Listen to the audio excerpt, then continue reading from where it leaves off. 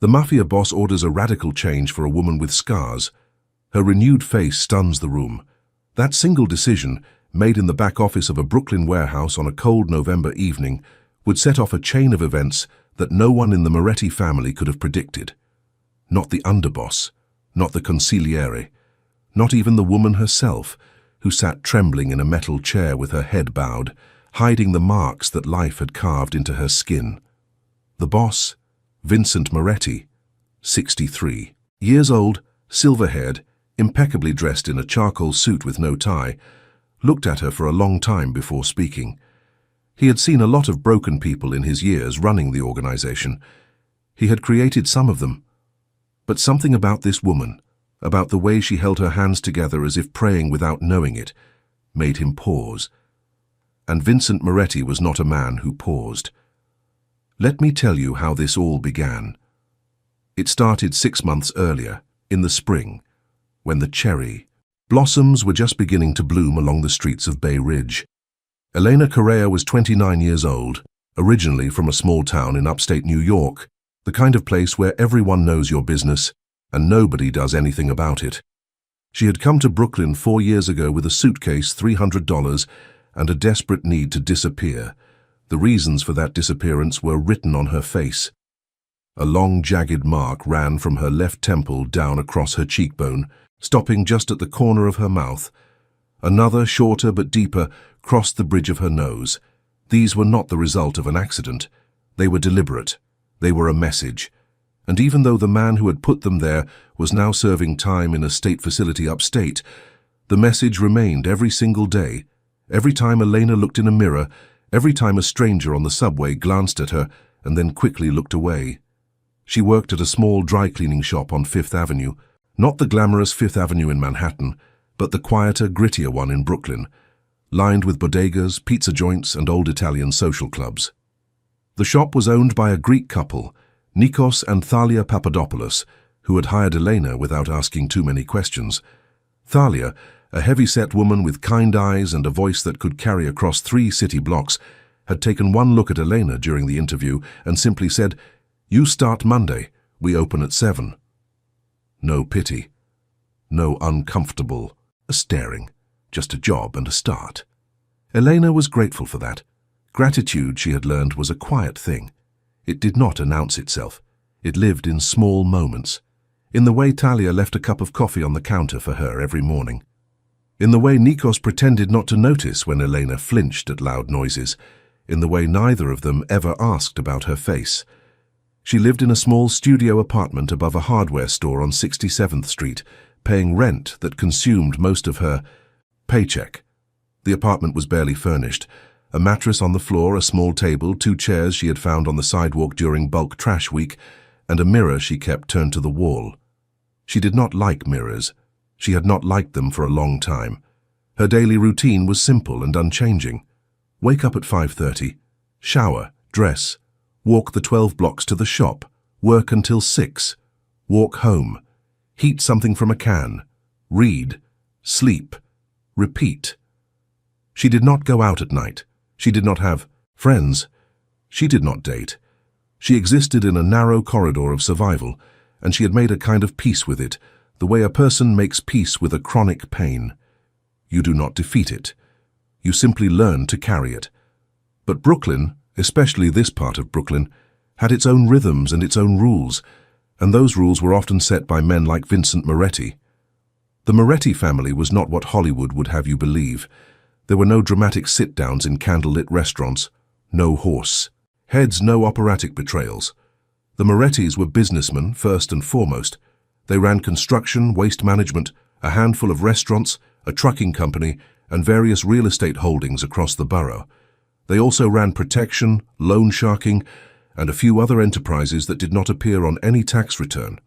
Vincent had inherited the operation from his father, Salvatore, who had inherited it from his father, Enzo, who had come to America from a small village in Calabria in 1922 with nothing but ambition and a willingness to do whatever it took. Vincent was different from his predecessors in important ways. He was educated, he had attended Fordham University, studied business, and applied what he learned to the family's operations with clinical precision. He had reduced unnecessary conflict, diversified revenue streams, and maintained a relatively low profile in an era when federal prosecutors were dismantling organized crime families across the Northeast. He was respected, feared when necessary, and largely invisible to the general public.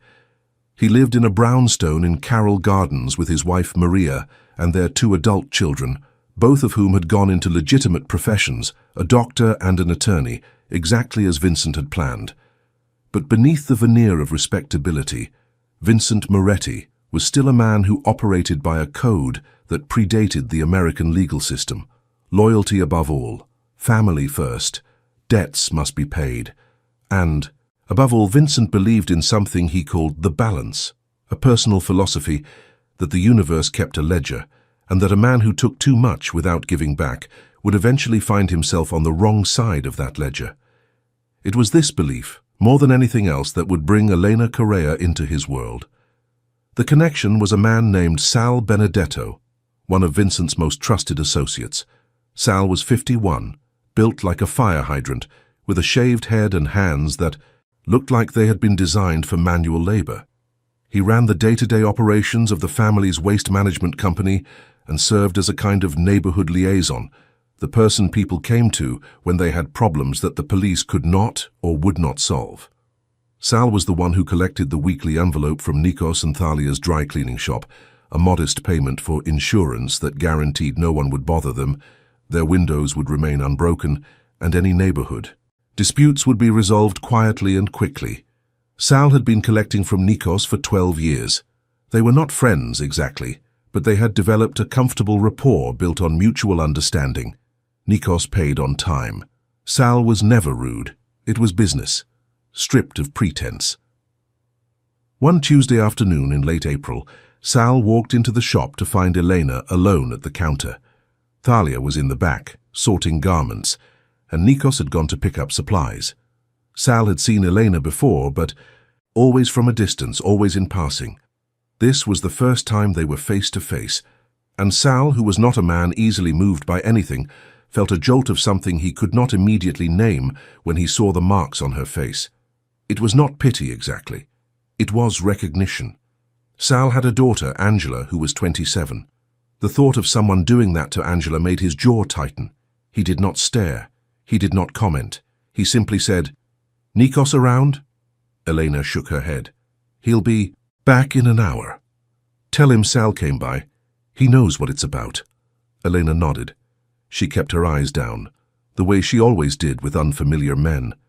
It was a survival habit, deeply ingrained, like the way she always sat with her back to the wall in any room, always noted the exits, always kept her keys between her fingers when walking home at night. Sal left, but he did not forget her.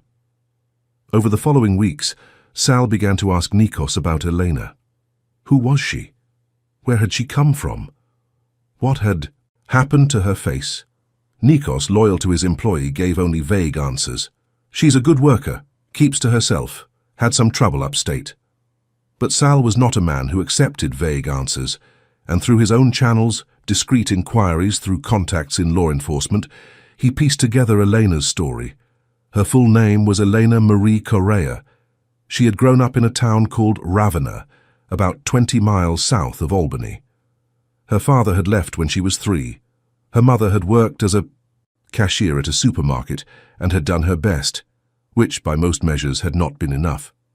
Elena had been a good student, quiet, bookish, the kind of girl who sat in the back of the classroom and read novels during lunch. She had won a partial scholarship to a community college, studied accounting, and gotten a job at a small firm in Albany. She had been 23 when she met a man named Derek Haskell. Derek Haskell was the kind of man who seemed perfect at first. Charming, attentive, generous. He brought flowers. He opened doors. He told Elena she was the most beautiful woman he had ever seen. He said all the right things at all the right times, and Elena, who had never been told she was beautiful by anyone, fell hard. Within 6 months, they were living together. Within a year, the charm had evaporated, replaced by something darker. Control first, then isolation, then anger, then, eventually, what came after anger. The night it happened, Eleanor had told Derek she wanted to leave. She had saved a little money, found a room she could rent, and had worked up the courage over the course of 3 weeks to say the words out loud. Derek's response was to take a piece of broken glass from a picture frame. The frame had held a photo of the two of them, and use it to ensure that no other man would ever find her attractive again. His words, not hers. Eleanor had spent 2 weeks in a hospital. Derek had been arrested, tried, and sentenced. The judge had called it aggravated assault. The sentence had been 7 to 12 years. Elena had been given a victim's compensation fund payment that barely covered her medical bills and told to seek counseling. She had instead packed what she could carry and taken a Greyhound bus to New York City because it was the biggest, most anonymous place she could think of. When Sal Benedetto learned all of this, sitting in his car outside the waste management office on a Thursday evening, reading a summary that one of his contacts had compiled, he sat still for a long time. Then he picked up his phone and called Vincent Moretti. "Boss, I need to talk to you about something. It's not business, but it's important." Vincent, who trusted Sal's judgment as much as he trusted anyone's, agreed to meet the following day. The meeting took place in the back office of Moretti's construction company headquarters, a nondescript building on 3rd Avenue that looked, from the outside, like any other small commercial space. Inside, however, the office was well appointed. Dark wood, leather chairs, a large desk that had belonged to Vincent's father. The walls held framed photographs of construction projects, groundbreakings, ribbon cuttings, the legitimate face of the Moretti operation. Sal laid out Elena's story simply, without embellishment. He showed Vincent a photograph of Elena taken from the dry cleaning shop's security camera, a grainy image that nonetheless clearly showed the marks on her face. Vincent listened, without interrupting, which was his way. When Sal finished, Vincent leaned back in his chair and steepled his fingers. "Why are you bringing this to me, Sal?" Sal shifted in his seat. "Because she works for Nikos. Nikos is under our umbrella. That makes her one of ours in a way. And because," he paused, searching for the right words, "because this isn't right, boss. What happened to her?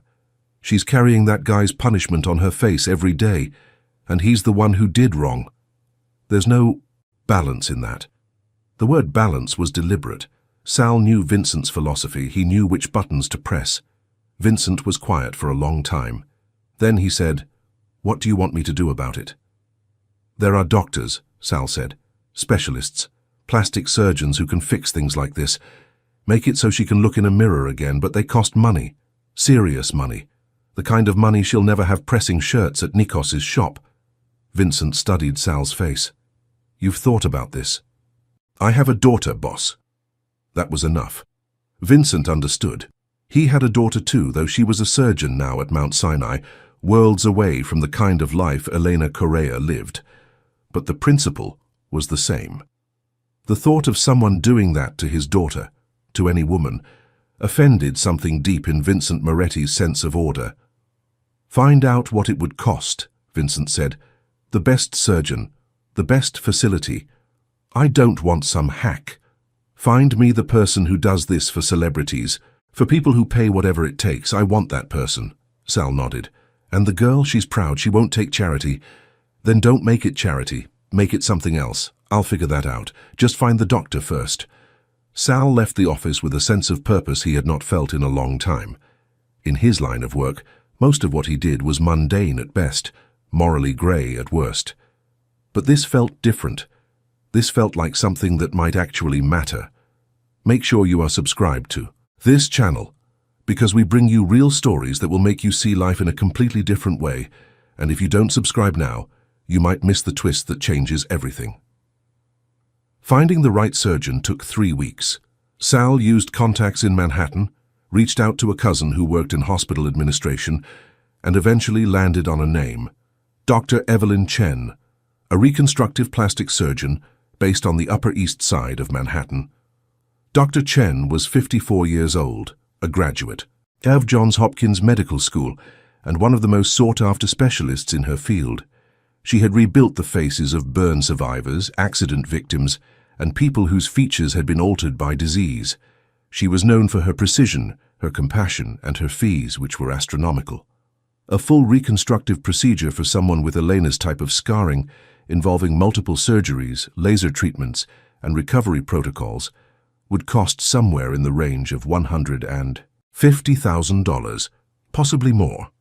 Sal delivered this information to Vincent in person. Vincent did not flinch at the number. Money to Vincent Moretti was a tool. It had value only in what it could accomplish, and this, he had decided, was something worth accomplishing. The more complicated question was how to approach Elena. Vincent understood, perhaps better than anyone in his organization, that people who had been hurt the way Elena had been hurt did not respond well to unsolicited help. There was a psychology to it.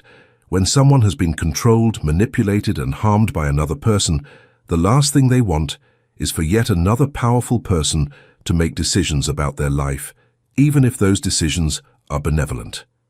Vincent had seen this dynamic play out in the neighborhood for decades. Families in crisis, women in dangerous situations, people trapped by circumstances.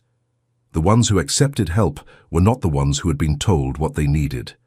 They were the ones who had been given a choice, so Vincent devised a plan. It was not a complicated plan, but it was a careful one. First, he instructed Sal to increase the business relationship with Nikos's dry cleaning shop.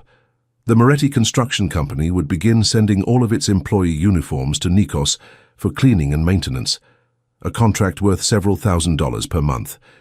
This was legitimate business, and it would naturally increase the shop's revenue and, by extension, Elena's economic stability. Second, Vincent reached out to a woman named Lucia Ferreira, a social worker who ran a non-profit called New Horizons, which provided services to survivors of domestic harm in the Brooklyn area. Lucia was not connected to the Moretti operation. She was, in fact, a deeply principled woman who had devoted her career to helping others, but she owed Vincent a favor. Years earlier, when New Horizons had been threatened with eviction from its office space by a landlord who wanted to convert the building to condos, Vincent had made a phone call, and the landlord had suddenly discovered a renewed commitment to community service. Lucia had never asked what that phone call involved. She preferred not to know. Vincent asked Lucia to do something very specific. He wanted her to reach out to Elena Correa, not as a referral from the Moretti family, but as part of a new outreach program that New Horizons was piloting, a program designed to connect survivors with medical resources, including reconstructive procedures, funded by anonymous donors. "There's a woman in Bay Ridge," Vincent told Lucia over coffee at a small cafe on Court Street. "She's carrying marks that someone else put on her. I want to offer her the chance to have them removed, but it has to be her choice and it can't come from me." Lucia studied Vincent with the careful eyes of a woman who had spent her career evaluating people's motives. "Why do you care about this woman, Vincent?" "Because someone should." It was a simple answer, and Lucia was not entirely sure she believed it was the complete one. But she knew Vincent well enough to know that when he decided to do something, the something got done. And in this case, the something was helping a woman who needed help. Lucia's moral compass could accommodate that. 3 days later, Lucia visited the dry cleaning shop on Fifth Avenue. She came in the morning when the shop was quiet and introduced herself to Elena as a representative of New Horizons. She explained the program, a new initiative funded by private donors that provided medical care, including reconstructive procedures, to survivors who qualified. The program covered all costs. There was no obligation, no strings attached. Elena listened with the guarded stillness of a person who had learned not to trust anything that sounded too good.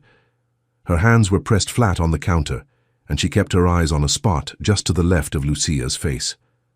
"Why me?" Elena asked. "Because you qualify," Lucia said.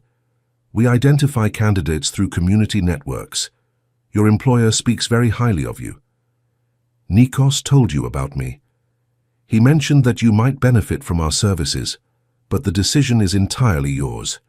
If you're not interested, I completely understand. I'll leave my card, and if you change your mind, you can call any time." Elena took the card. She did not call. 1 week passed, then 2. Lucia called Sal. Sal called Vincent.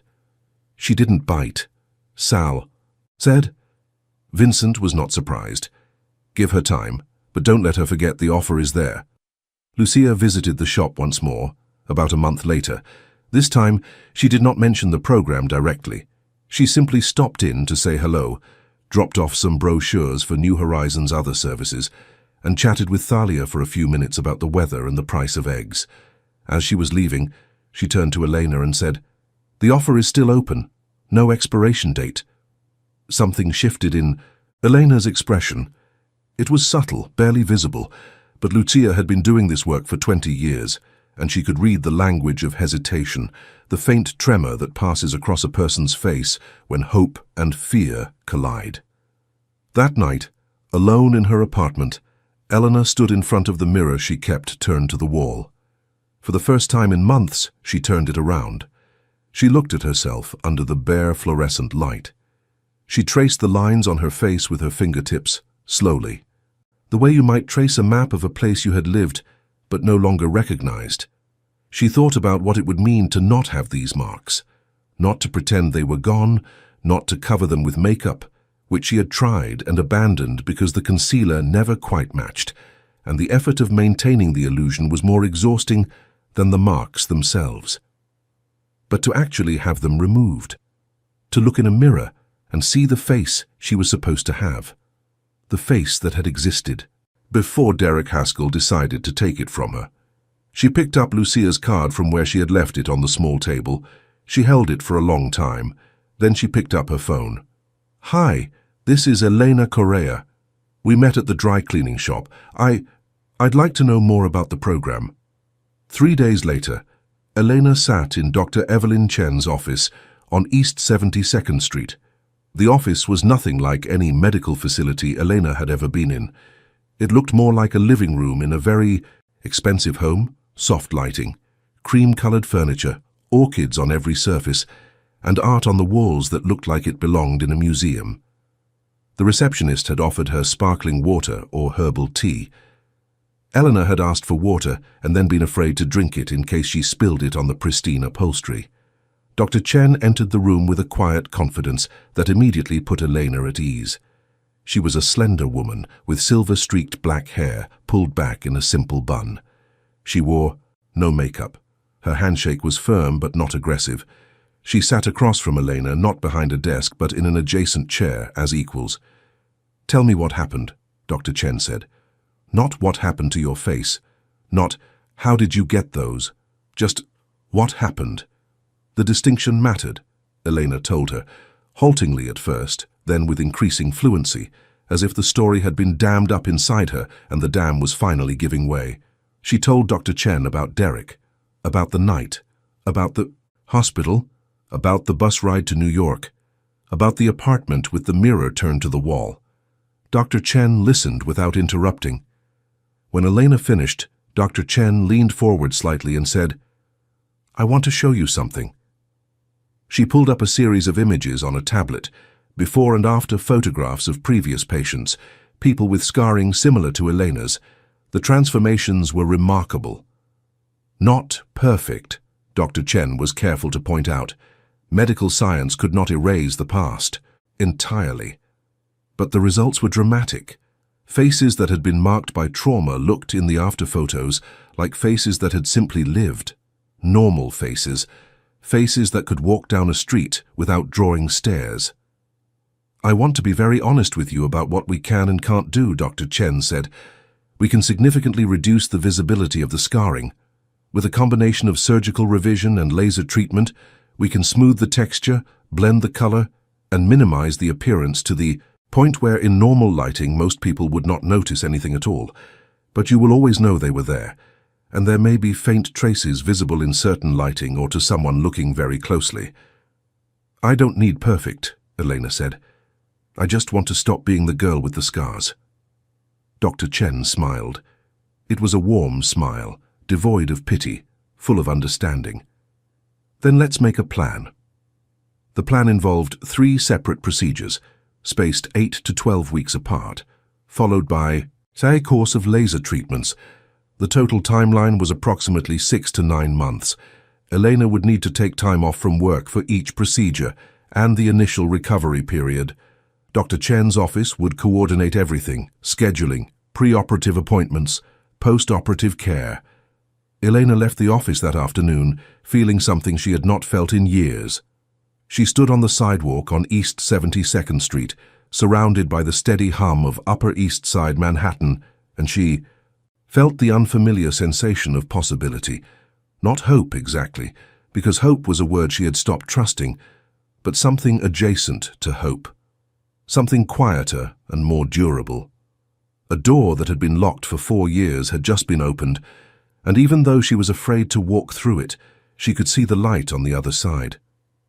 Back in Brooklyn, she called Lucia to confirm that she wanted to proceed. Lucia called Sal. Sal called Vincent. She said yes, Sal told his boss. Vincent nodded. He did not smile, but there was a softness in his expression that Sal had rarely seen. Good. Make sure everything runs smoothly.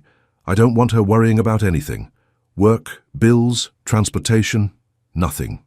Whatever she needs, she gets. Boss, that's going to add up. I'm aware. Sal hesitated, then asked the question that had been lingering in his mind since this whole thing began. Why are you doing this, Vincent? Really? You don't know this woman. She's not family. She's not connected to us in any way that matters. Vincent was quiet for a long moment, looking out the window of his office at the rooftops of 3rd Avenue. Finally, he said, My mother had a scar, Sal, right here. He touched his left forearm. My father gave it to her. She wore long sleeves for the rest of her life, even in August, even when it was 95 degrees and the apartment had no air conditioning.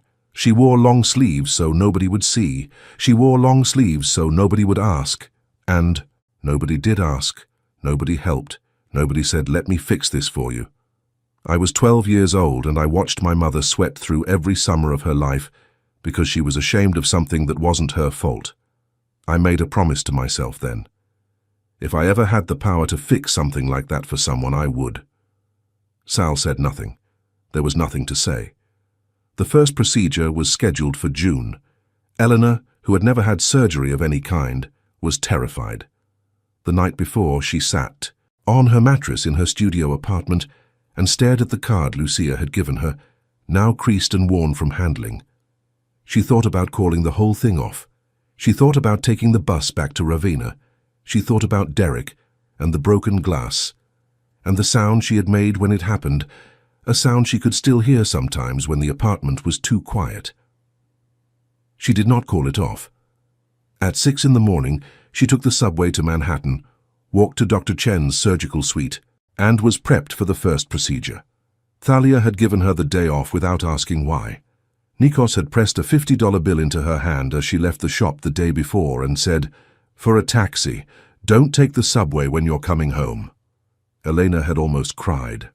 Almost. The first surgery took 4 hours. Dr. Chen revised the larger scar, the one running from Elena's temple to the corner of her mouth.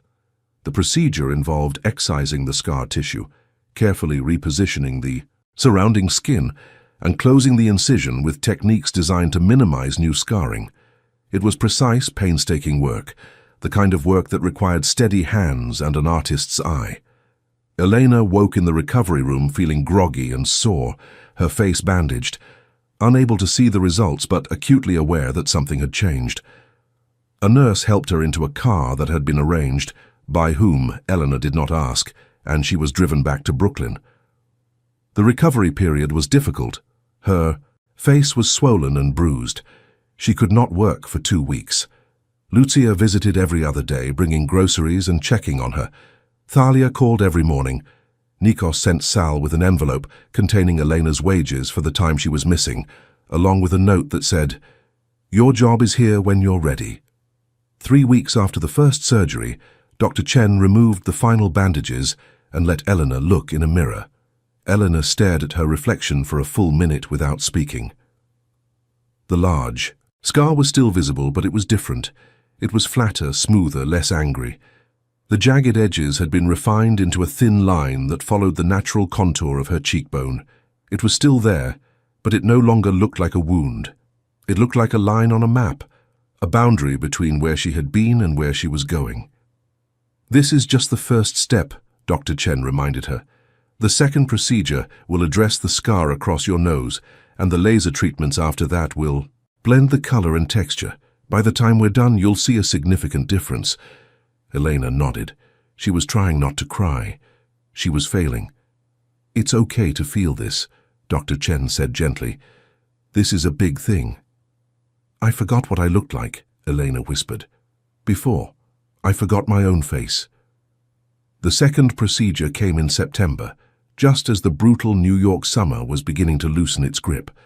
The trees in Prospect Park were starting to show the first hints of gold and orange, and the air carried that particular autumn crispness that makes everything in Brooklyn feel a little sharper, a little more alive. Eleanor had spent the summer months in a state of cautious transformation. The first surgery had changed more than her physical appearance. It had changed the way she moved through the world. Small things, almost imperceptible to anyone who was not looking. She held her head a little higher. She made eye contact a fraction of a second longer before looking away. She stopped wearing her hair swept across the left side of her face, a habit she had developed to hide the larger scar. At the dry cleaning shop, Thalia noticed the changes and said nothing, which was the kindest thing she could do. Nikos noticed too, and expressed his approval in the only way Nikos knew how.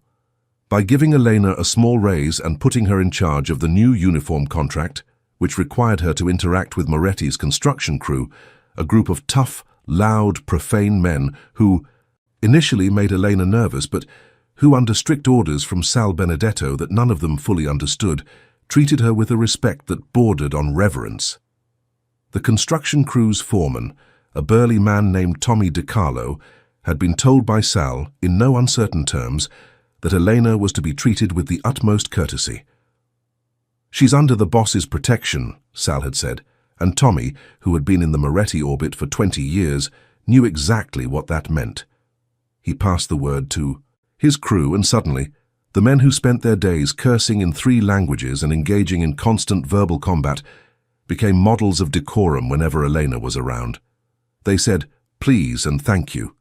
They stopped swearing.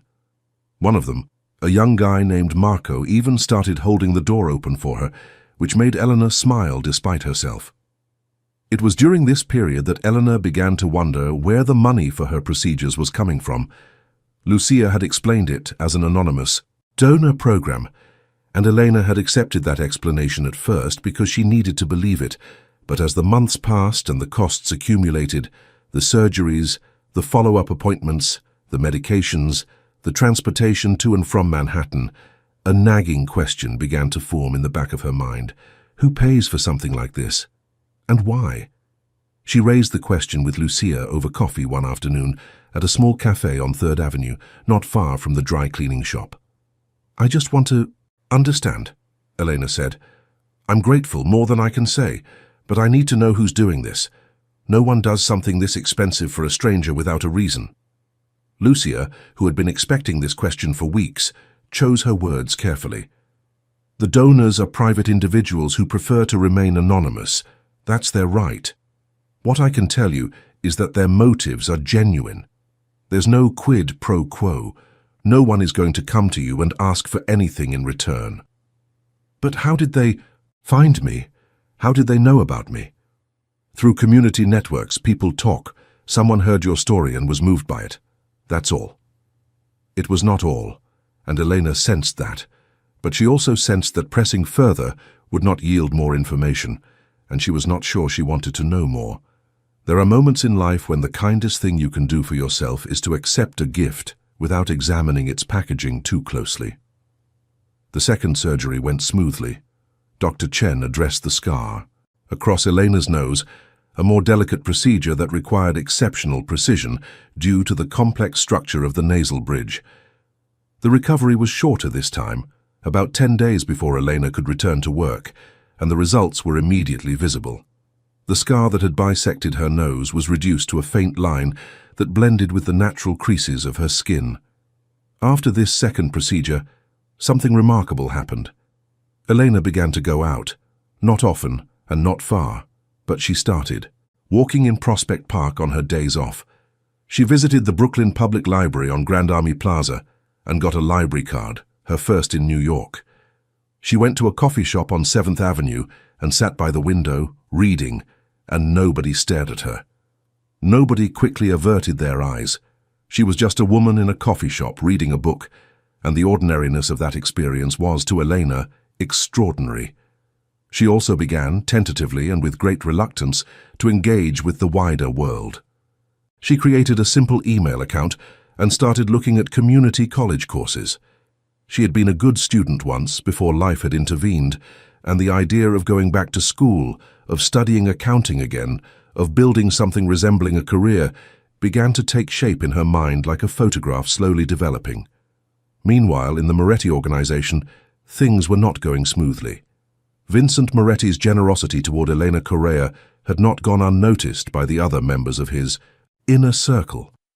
The underboss, a man named Frank Russo, had caught wind of the arrangement through his own sources and was deeply skeptical.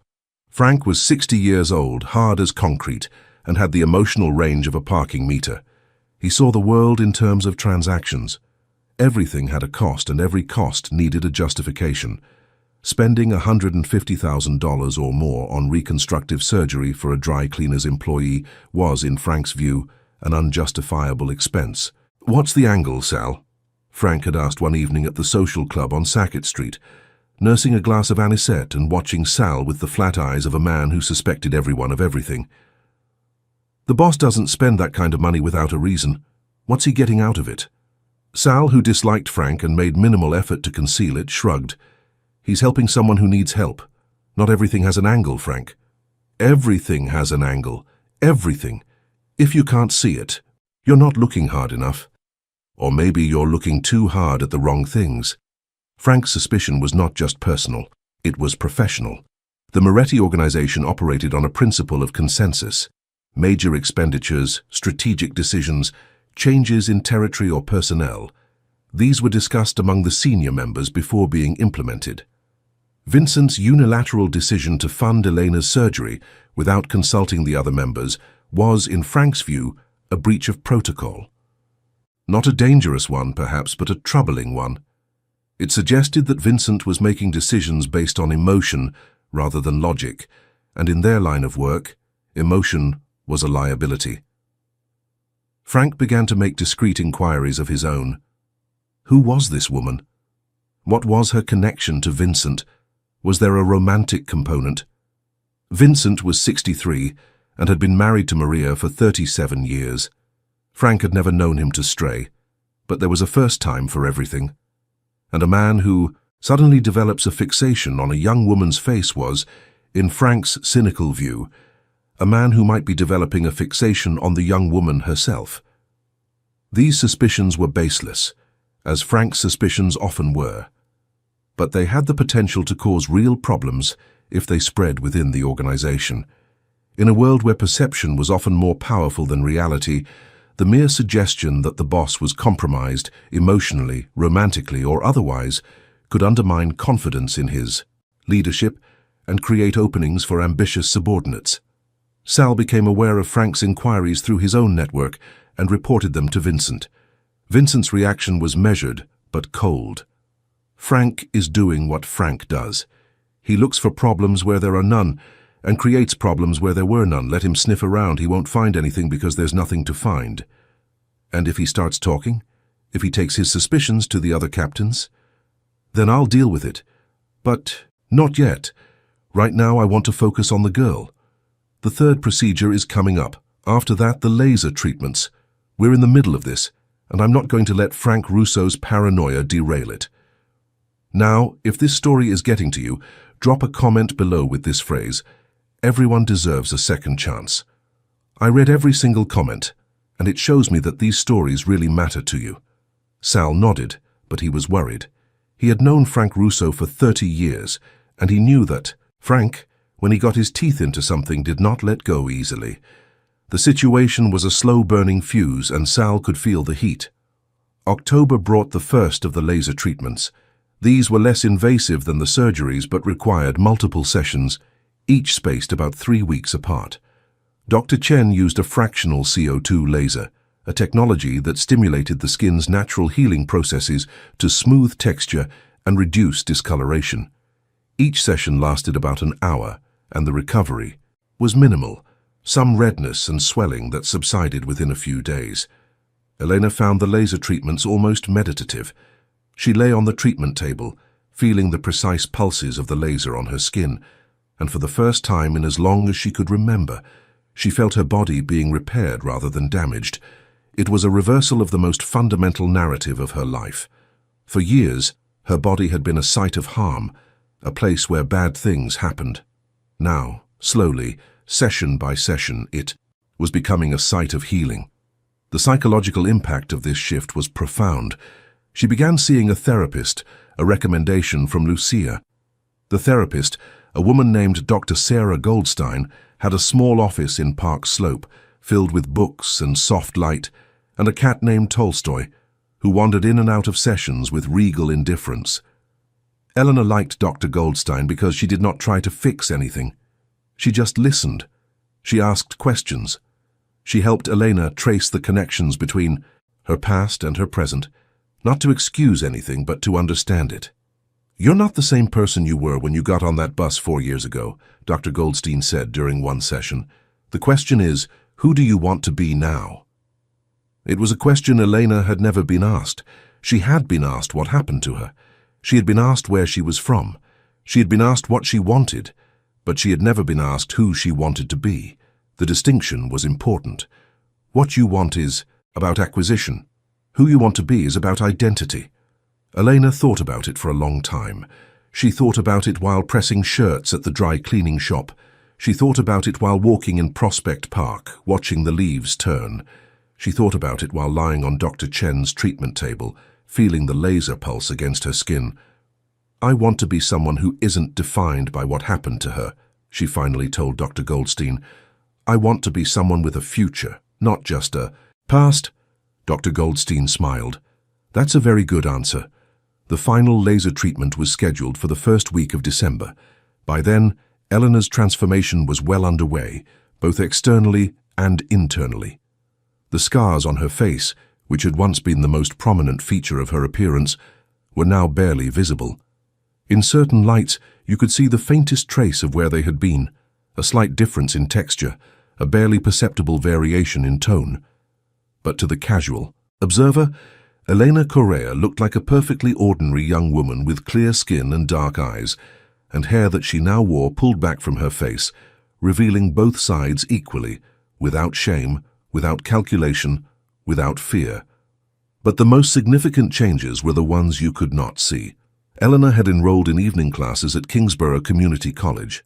She was studying accounting, picking up where she had left off years before and discovering that she was still good at it. Numbers made sense to her. They were orderly, predictable, governed by rules that did not change based on someone's mood or temper.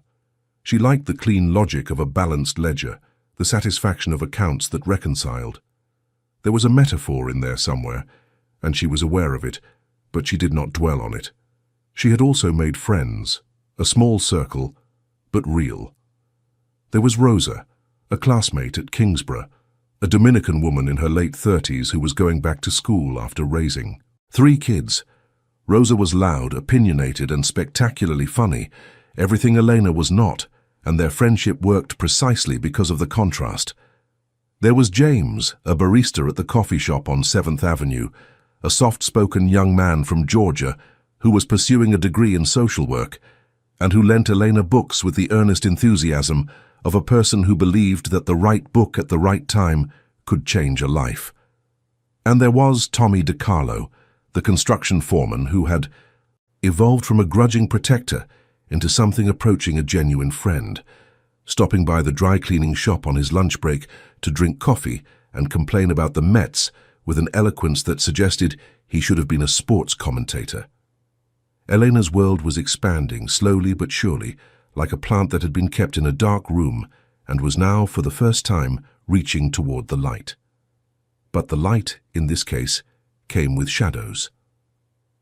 Frank Russo's investigation into Vincent's involvement with Elena had not stopped. If anything, it had intensified.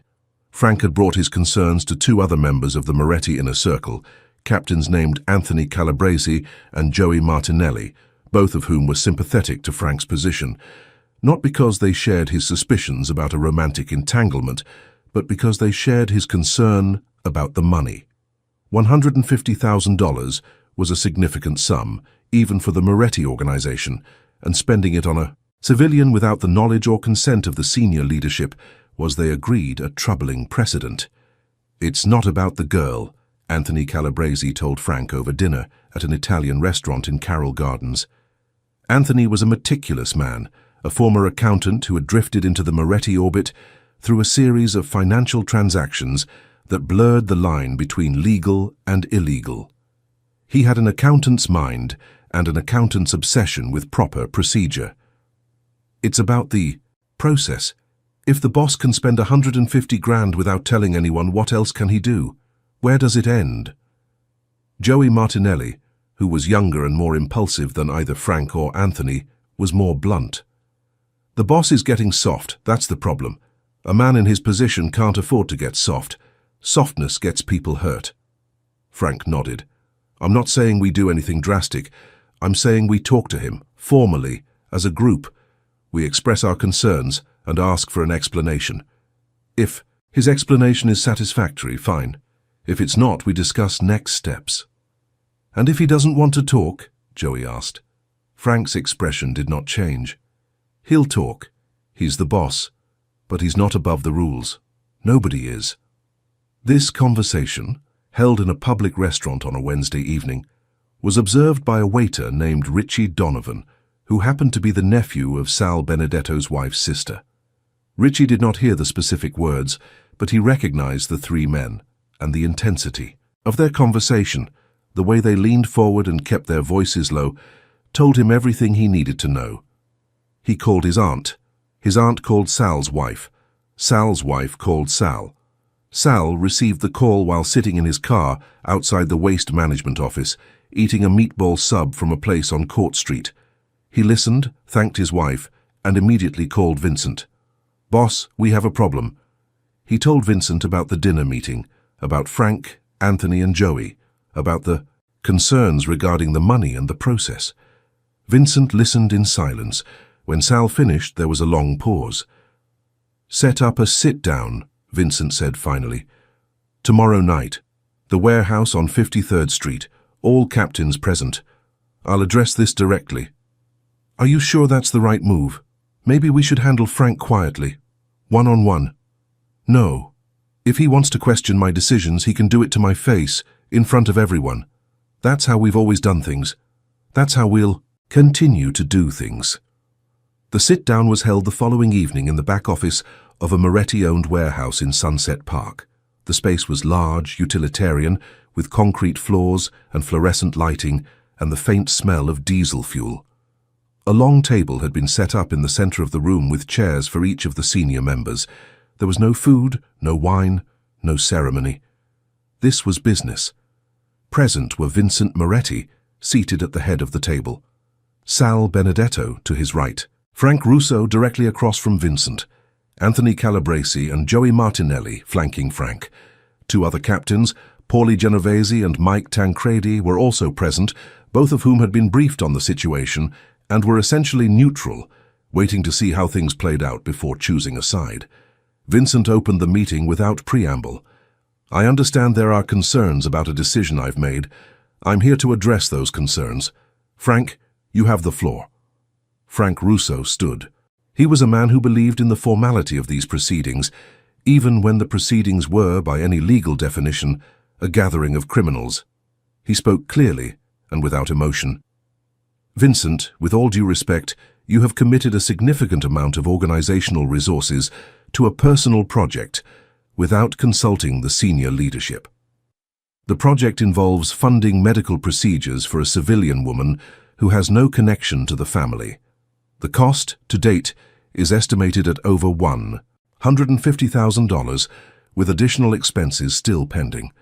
I and others," he gestured toward Anthony and Joey, believe this represents a deviation from established protocol and raises questions about the allocation of shared resources. Vincent nodded slowly. Is that all? I would also like to understand the nature of your relationship with this woman, Frank said. For the record. A ripple of tension passed through the room. Sal's jaw tightened. Paulie Genovese shifted in, his chair. Even Joey Martinelli, who had been the most vocal critic, seemed uncomfortable with the directness of Frank's question. Vincent did not flinch. He looked at Frank the way a professor might look at a student who has asked an impertinent question during a lecture, with patience that is clearly measured and finite. The nature of my relationship with this woman is the same as my relationship with anyone under our protection. She works for a business that is part of our network. She was harmed. I chose to help her. That is what we do, Frank. That is what we have always done. We protect people, we solve problems, we maintain order. If you have forgotten that, then perhaps it is you who has deviated from protocol, not me. Frank did not back down. Protecting people is one thing. Spending $150,000 on cosmetic surgery is another. Reconstructive surgery, Vincent corrected, his voice dropping a degree in temperature. Not cosmetic. Reconstructive. There is a difference, and I would suggest you learn it before you speak on this topic again. The room was very quiet. Vincent stood. He did not raise his voice. He did not need to.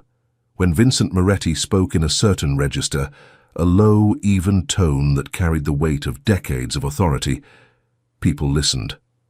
I am going to tell you something, and I want everyone in this room to hear it clearly.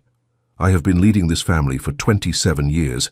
In that time, I have grown our revenues by 400%. I have kept us out of federal court. I have maintained relationships with our partners, our competitors, and the community that have ensured our stability and our survival. I have done this through careful planning, through discipline, and through adherence to the principles that my father and his father established. One of those principles is this: we take care of our own. The people in our neighborhoods, the businesses under our umbrella, the families who depend on us, they are our own. And when one of them is hurting, we have a responsibility to help. Not because it profits us, not because it gives us leverage, but because it is the right thing to do. He paused, letting his words settle in the room like dust after an explosion. This woman, Elena Correa, was marked by a man who wanted to destroy her. He wanted to take her identity, her confidence, her future, and he nearly succeeded. She has been living in our neighborhood for 4 years, working in a business that pays us for protection, and she has been carrying the evidence of that man's cruelty on her face every single day. And I decided, as the head of this family, that we were going to fix that. Not because she asked, not because anyone asked, but because I saw it and I couldn't unsee it, and I have the resources to do something about it. He looked directly at Frank. You want to know my relationship with this woman? I've never spoken to her. I've never met her. I don't know her, favorite color or her middle name or what she eats for breakfast. But I know what was done to her, and I know that we, this family, had the power to undo at least some of it. And if that doesn't sit right with you, Frank, then I suggest you take a long, hard look at what you think this family is about. The silence that followed was absolute. Frank Russo sat down. He did not apologize because Frank Russo did not apologize, but he did something that was, for him, equally significant. He nodded. A single short nod that acknowledged, if not agreement, then at least acceptance. Anthony Calabrese, the accountant, cleared his throat. The money, Vincent. For the books. How do we account for it? Vincent's expression softened slightly. This was a practical question, and he appreciated practical questions. Community investment, we've done it before. The youth center on 4th Avenue, the church roof on Sackett Street, this is no different. Anthony nodded. He could work with that. Joey, Martinelli, who had been quiet since Frank's confrontation, spoke up. I want to go on the record as saying I had concerns, but I'm satisfied with the boss's explanation. No disrespect intended. Vincent acknowledged this with a wave of his hand. None taken. Concerns should be raised, not buried. That's how we operate. But now they've been raised, and now they've been addressed. Are we done? They were done.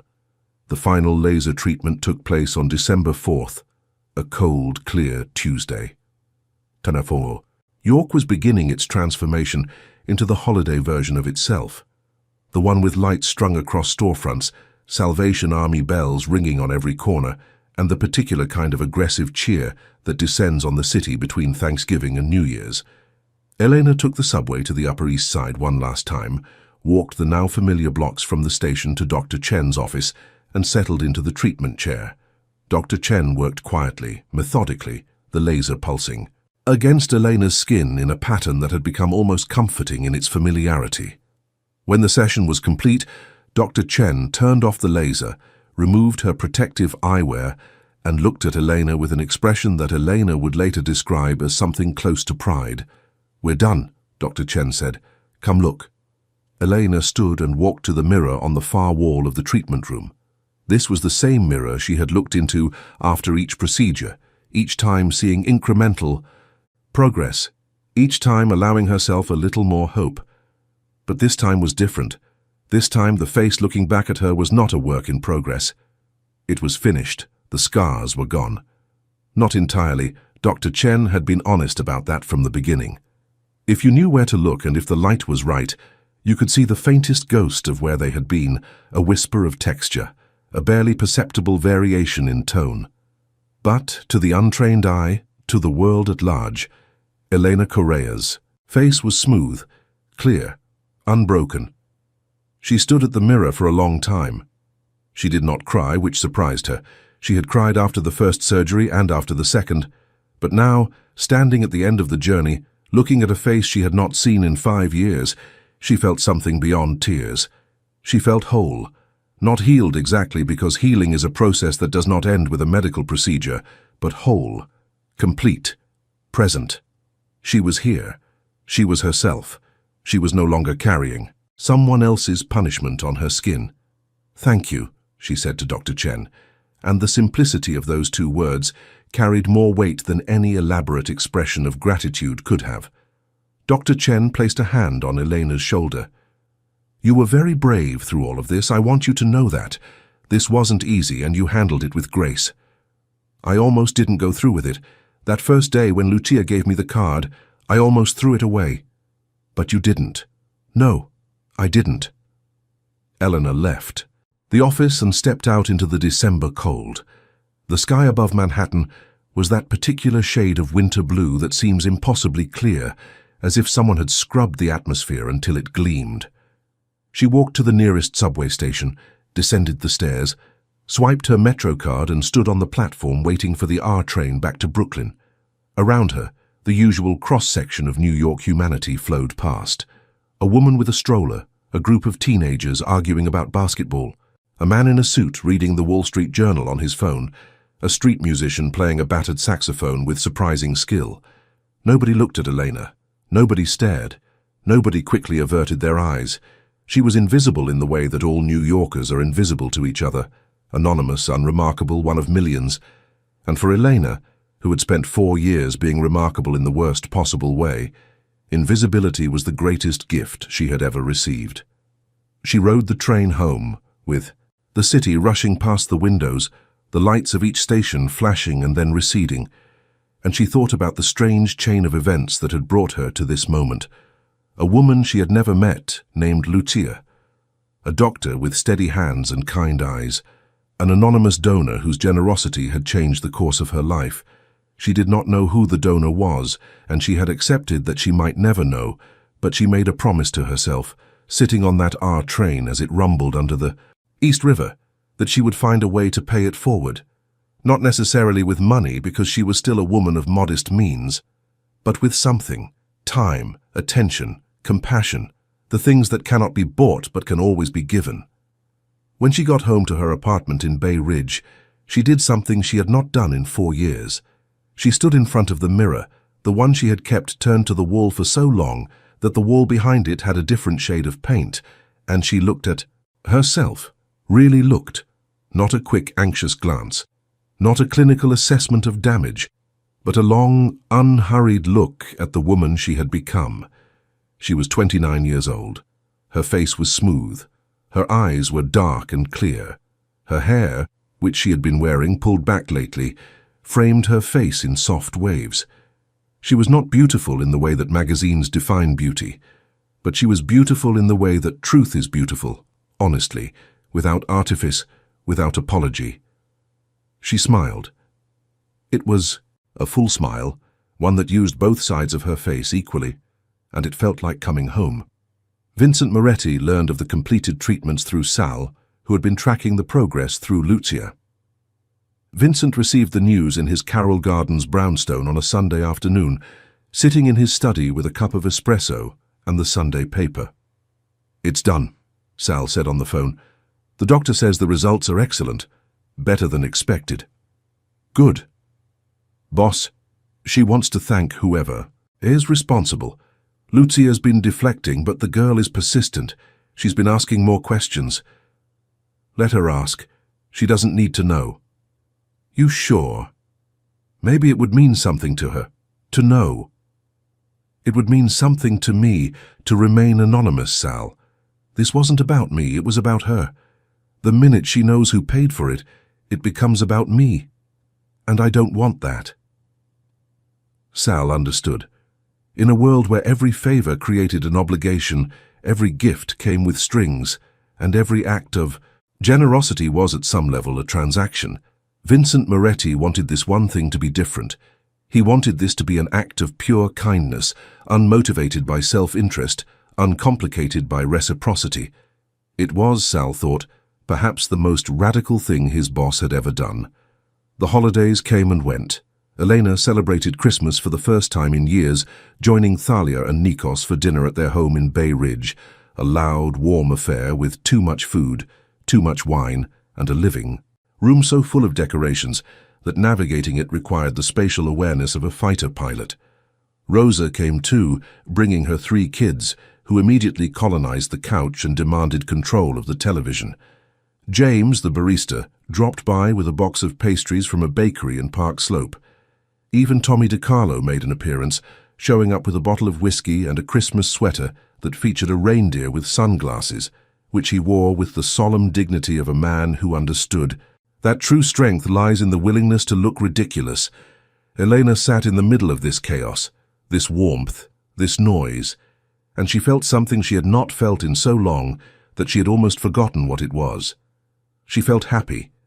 Not the cautious, conditional happiness of recent months, the happiness that was always tempered by the fear that it might be taken away, but real happiness, the kind that fills you up from the inside and overflows, the kind that makes your eyes sting and your chest ache in the best possible way.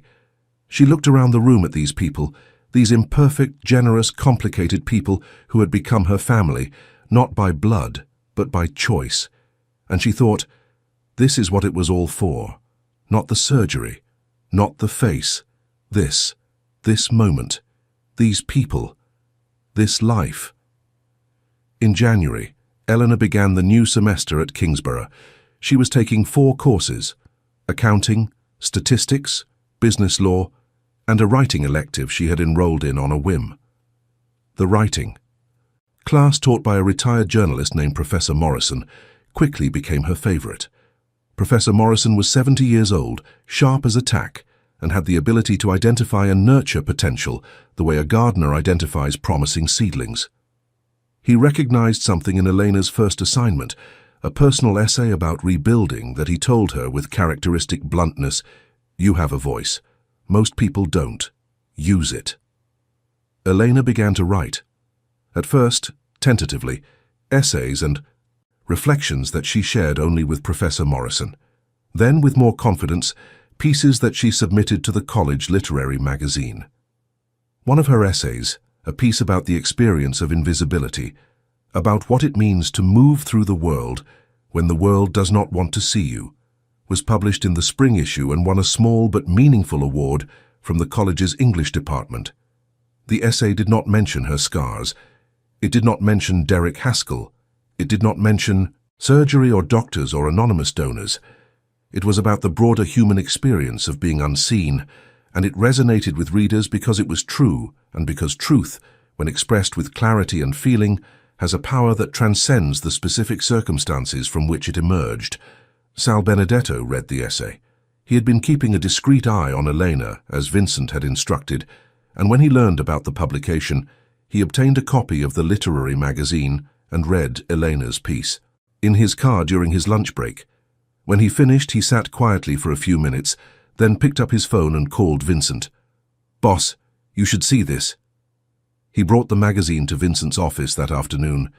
Vincent read the essay slowly, carefully, the way he read everything, as if each word deserved his full attention. When he finished, he set the magazine down on his desk and looked out the window for a long time. "She's going to be okay," Vincent said. It was not a question. "Yeah, boss, I think she is." "Good.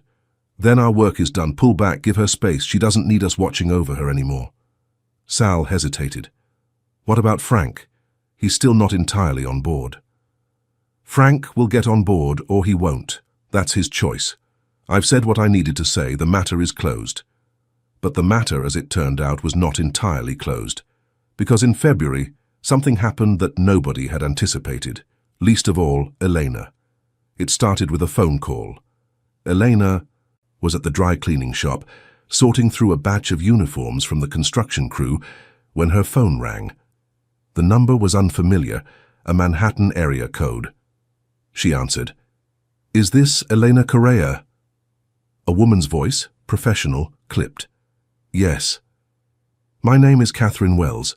I'm a producer at a television network. I'm working on a documentary series about survivors, and I was given your name by Dr. Evelyn Chen. Would you be interested in speaking with me?" Elena's first instinct was to say no. Her second instinct was the same, but her third instinct, the one that had been growing stronger over the past months, the instinct that said maybe it's time to stop hiding, made her pause. "What kind of documentary?" she asked. "It's a series about people who have overcome extraordinary challenges. We're focused on stories of resilience and transformation. Dr. Chen mentioned your case, with your permission, of course, as an example of what modern reconstructive medicine can achieve. But the story would be about more than the medical aspects. It would be about your journey, your experience, your words. I need to think about it." "Of course. Take all the time you need. Here's my number." Elena took the number. She did think about it. She thought about it for 2 weeks. She discussed it with Dr. Goldstein, her therapist, who helped her explore the pros and cons without pushing her in either direction. She discussed it with Rosa, who said, "Girl, do it. Your story could help someone else." She discussed it with Thalia, who said, "Whatever you decide, we support you." She did not discuss it with James or Tommy or anyone else, because some decisions need to be made in a small circle. In the end, she said yes. Not because she wanted fame or attention, but because Professor Morrison's words had stuck with her. "You have a voice. Use it." And because Rosa was right, her story could help someone else. Some other woman in some other small apartment with a mirror, turned to the wall, might hear Elena's story and think, maybe, just maybe, there is another way. The documentary crew came to Brooklyn in March. They filmed Elena at the dry cleaning shop at Kingsborough in Prospect Park. They interviewed Dr. Chen, who spoke about the medical aspects with her characteristic precision. They interviewed Lucia, who spoke about the support network that had helped Elena without revealing the specifics of its funding. They did not interview Vincent Moretti or Sal Benedetto or anyone connected to the Moretti organization because they did not know these people existed in Elena's story, and Elena, who had by now developed a sophisticated understanding of the world she lived in without fully understanding the specifics, did not mention them. The documentary aired in May. It was part of a series that ran for 6 episodes, each featuring a different person with a different story of transformation. Elena's episode was the 3rd. It was called Unseen. Elena watched the episode, at Thalia and Nikos's house, surrounded by the people who had become her family. Rosa was there with her kids, James was there with pastries, Tommy DiCarlo was there in a clean shirt, which for Tommy was the equivalent of a tuxedo.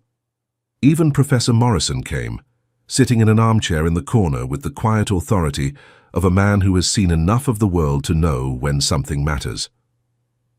The episode was well done. It told Elena's story with sensitivity and restraint, focusing not on the horror of what had happened to her, but on the strength of her recovery. There were shots of Elena walking in Prospect Park, sitting in her writing class, laughing with Rosa in the cafeteria at Kingsborough. There were before and after photographs that Dr. Chen had provided, shown with Elena's permission. There was Elena herself, speaking directly to the camera, her voice steady, her gaze direct, her face unmarked. "I spent a long time being defined by what someone else did to me," Elena said, in the documentary. "I let his choices become my identity, and the hardest part of this whole journey wasn't the surgery or the recovery. It was deciding that I deserved to have my own face back, that I deserved to look in the mirror and see myself, not his anger, not his cruelty, just me." When the episode ended, the room was quiet. Then Thalia started clapping, and everyone else joined in, and Eleanor laughed and cried at the same time, which is what people do when they feel more than one. Emotion at once, which is what people do when they are fully alive.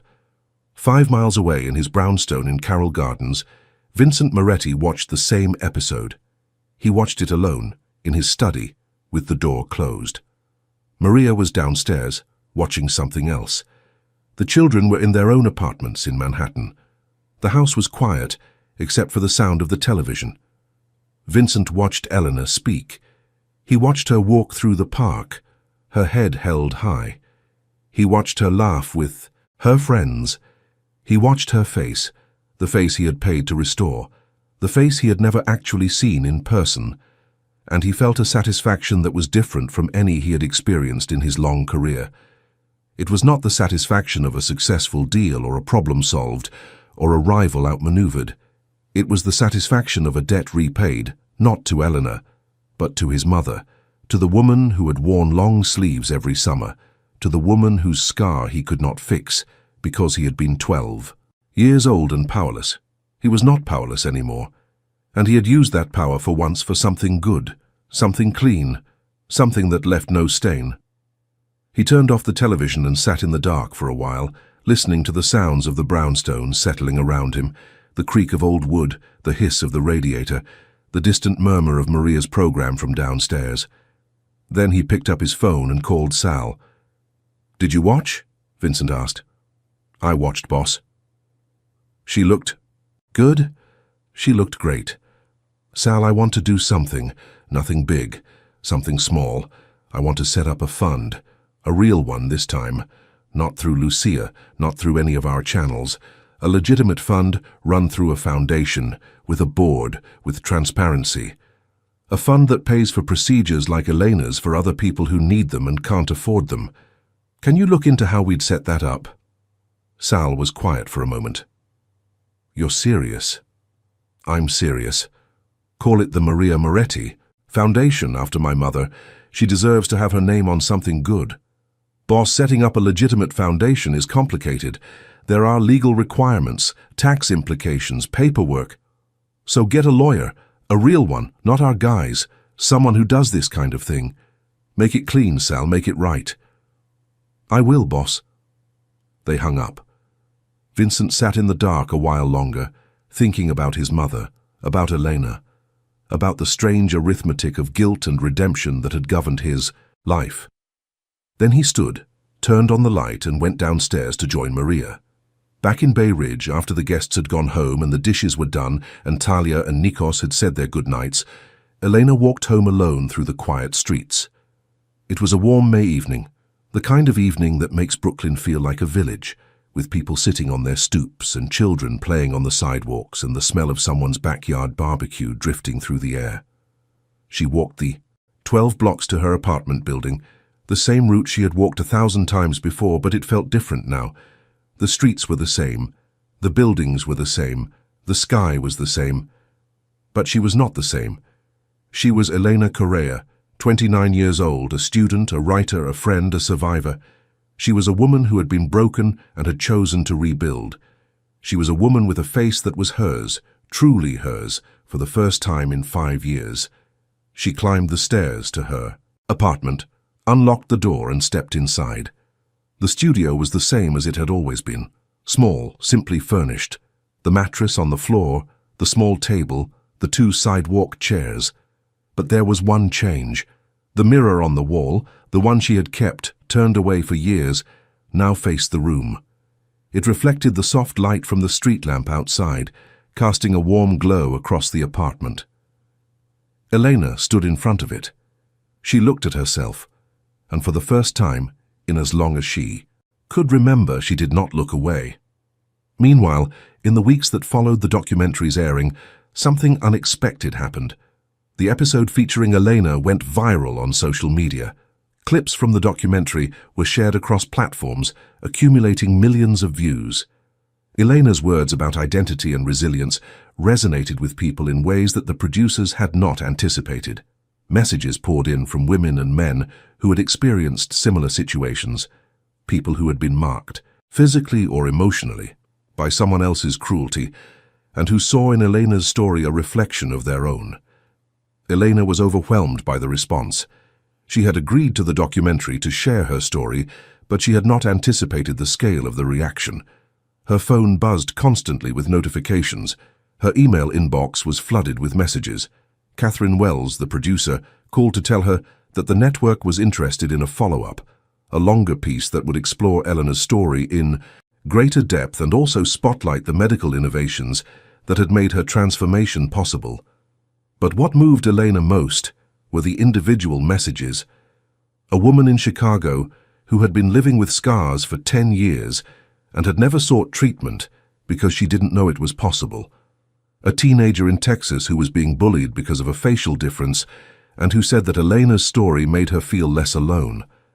A man in England, of all places, who had been attacked years ago and had been hiding behind a beard ever since. These messages arrived daily, sometimes dozens at a time, each one a small testament to the power of one person's willingness to be visible. Elena read every single one. She responded to as many as she could, sitting at her small table late into the night, typing careful, thoughtful replies on her phone. "You are not alone," she wrote again and again. "You are not what happened to you." Professor Morrison, who had been following the documentary's reception with quiet satisfaction, suggested that Elena consider turning her essays into a book. "You have something to say," he told her, "and clearly people want to hear it.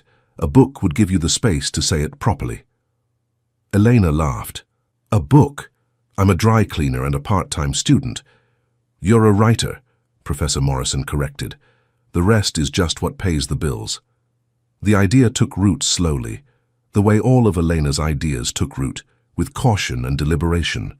She began writing longer pieces, essays that explored not just her own experience, but the broader landscape of identity, transformation, and what it means to carry someone else's mark on your body and your soul. She wrote about the mirror turned to the wall. She wrote about Thalia's coffee. She wrote about the construction workers who held doors open and said, "Please." She wrote about the strange, anonymous generosity that had changed her life, the donor she had never met and probably never would, and how their gift had taught her something profound about the human capacity for goodness. She did not know, and would likely never know, that the anonymous donor was a man named Vincent Moretti, a man who ran a criminal organization from a brownstone in Carroll Gardens, a man who had watched his mother hide her scars every summer and had vowed to do better. She did not know about Sal Benedetto's phone calls or Lucia's carefully orchestrated visits or the confrontation in the Sunset Park warehouse where Vincent had faced down his own people to defend an act of kindness. She did not know any of this, and Vincent preferred it that way. Because the thing about true generosity, the kind that matters, the kind that changes lives, is that it does not seek recognition. It does not need to be acknowledged or rewarded or repaid. It exists for its own sake, a quiet force in a noisy world, a candle in a dark room, a decision made by one person to help another for no reason other than the belief that it is the right thing to do. In June, Sal Benedetto reported to Vincent that the Maria Moretti Foundation had been officially established. A board of directors had been assembled, composed of medical professionals, community leaders, and a retired judge who knew nothing about the Moretti family's other activities and never would. The Foundation's mission was to fund reconstructive procedures for survivors who could not afford them. Its first grants had been awarded to 3 individuals, a woman in the Bronx, a teenager in Queens, and a man in Staten Island, each of whom would receive the same quality of care that Elena Correa had received. Vincent read the Foundation's first annual report in his study on a summer evening, the windows open to the sounds of Carroll Gardens, the smell of someone's tomato garden drifting in on the warm air. He read the names of the recipients, people he would never meet, people whose lives would be changed by the decision he had made on that November evening when Sally Benedetto had shown him a grainy security camera photograph of a woman with scars.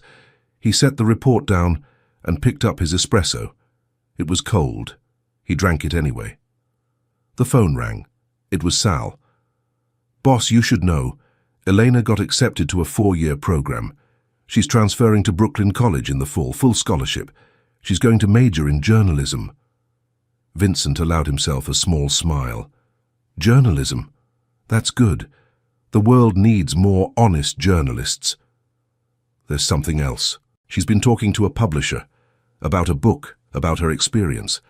A book? Yeah, her professor says she's got talent, real talent. Vincent was quiet for a moment. Then he said, "Sal, I want you to do one last thing for me regarding this matter. Name it. I want you to forget about it. I want everyone to forget about it. The Foundation is established. It will run itself. Elena is on her way. She doesn't need us.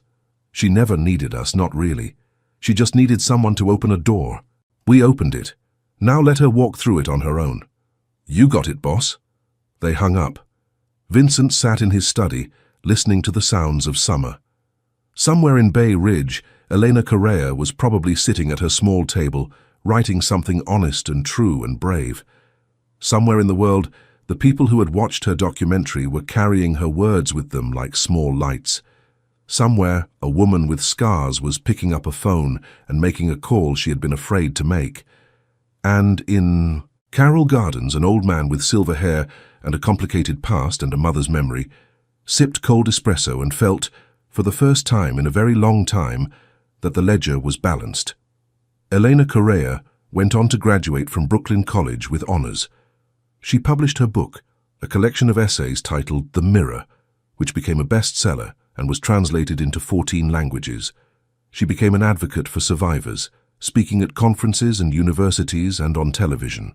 Programs always with the same quiet authority, the same steady gaze, the same unwavering message. You are not what happened to you.